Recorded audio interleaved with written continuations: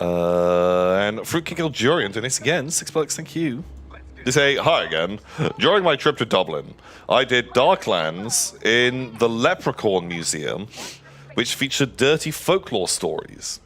Anyway, we have a lot of nationalities here. I figured we could play a new game of folk yore or folklore. Oh my god, I need to know. What are your lewd, sexy leprechaun stories? Oh no. I do have a Yourhammer or Lorehammer. I'd forgotten. What? When I was painting all those Dark Angels last week, I was listening to an audiobook.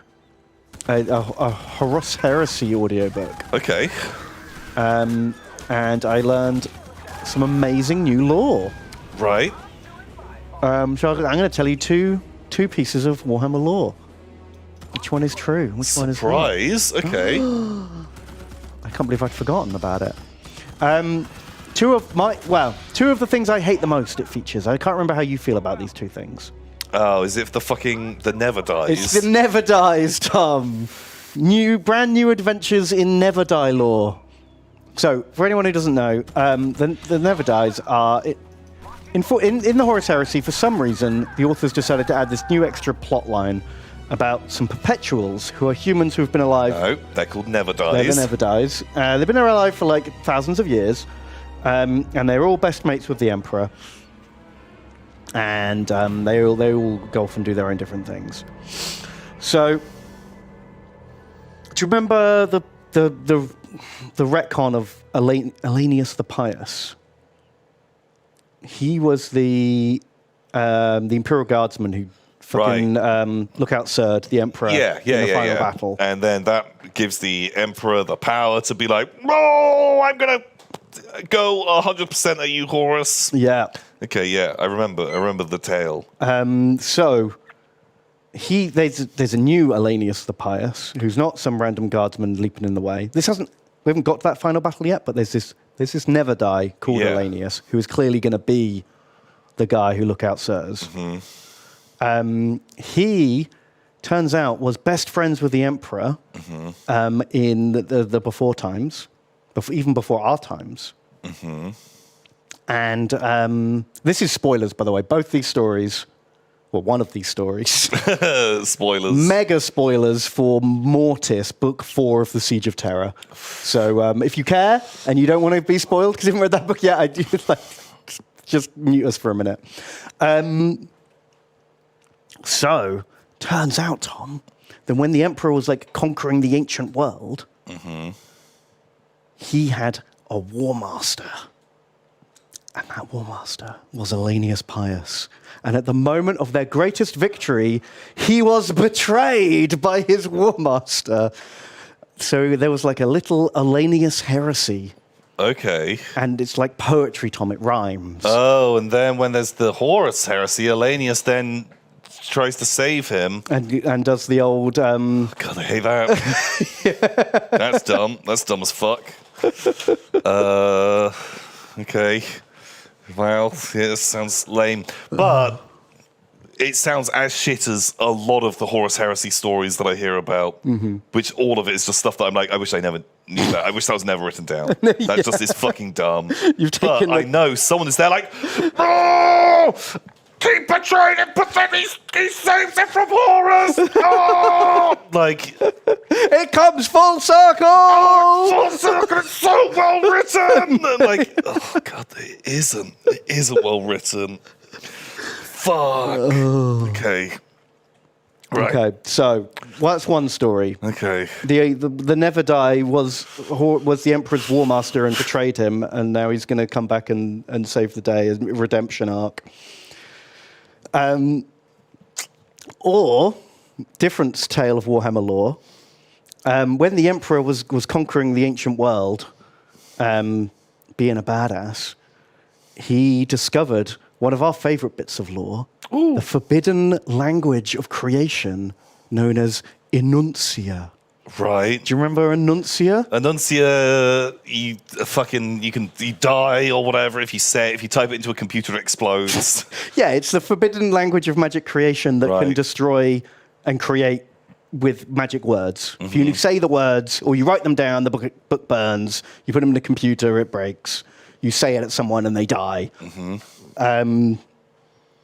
So it turns out, Tom, the legend of the Tower of Babel is the emperor destroying a coven of sorcerers who live in a tower and are like writing and learning about Enuncia. And he's like, this power is too strong. I must cast down the Tower of Languages to like save mankind from themselves. It's dumb. I don't hate that one as much. I think that was kind of fun. Like, it's goofy. Oh man, I thought you'd hate that because you hate Enuncia.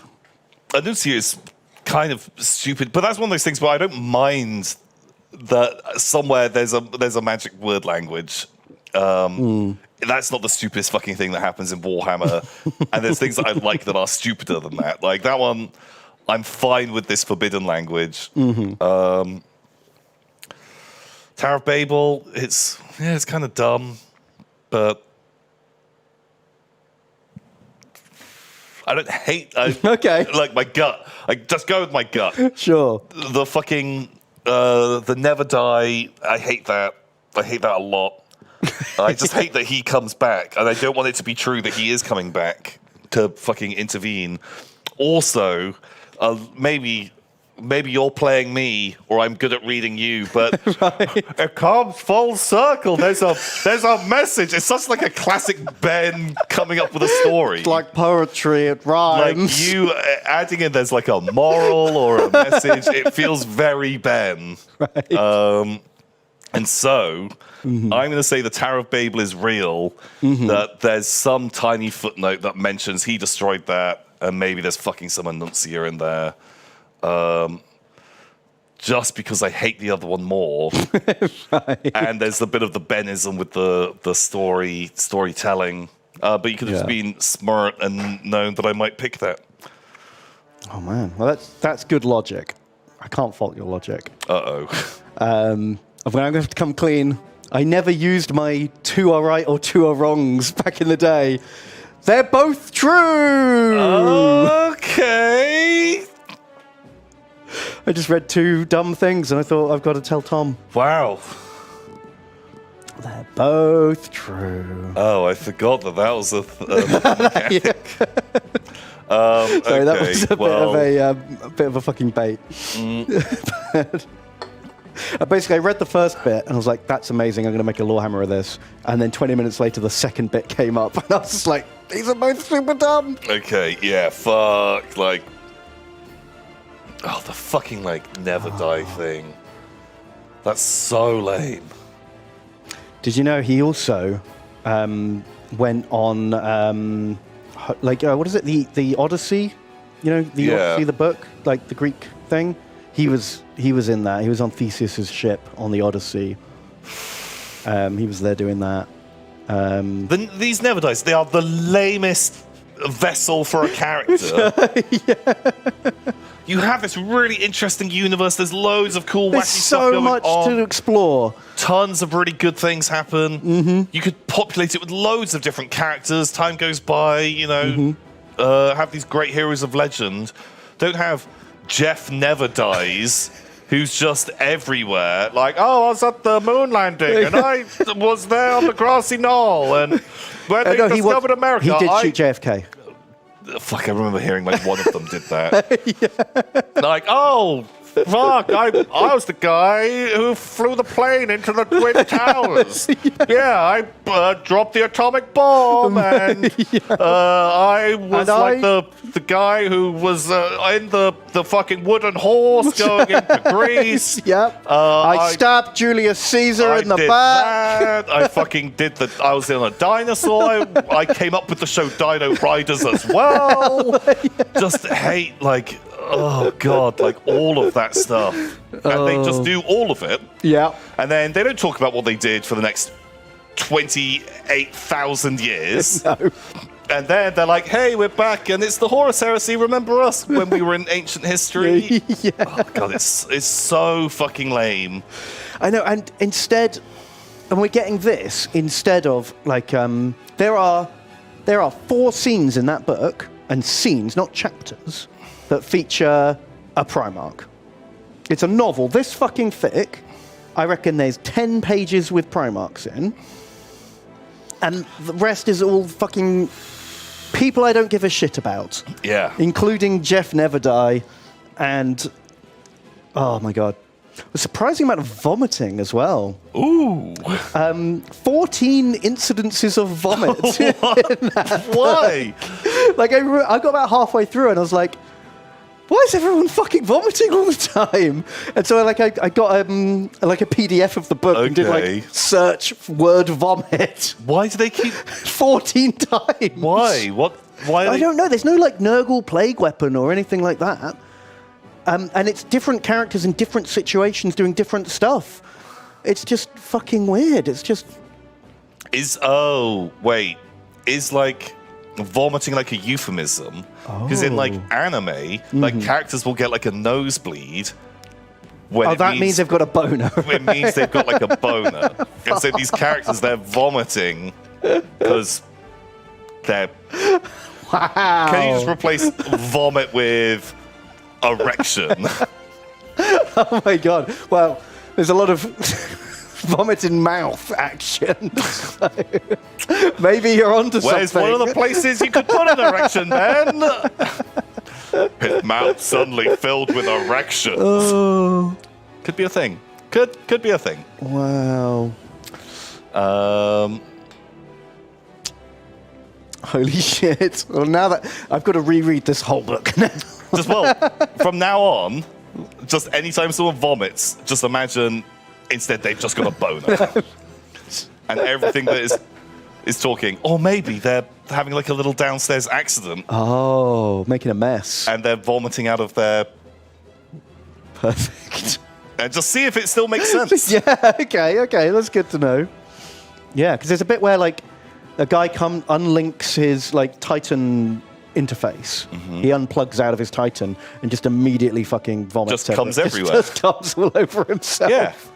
Yeah, because normally I guess some that's suppressing it, and he pulls that out and just like, oh God, I'm sorry, fellow princeps, please, and like has to like rush out of there. Yeah. Yeah, it's like a probably quite an intense feeling. There's a Neverdie who has like a magic knife that cuts through time and space. Of course he does. God, that's a fucking bizarre plotline.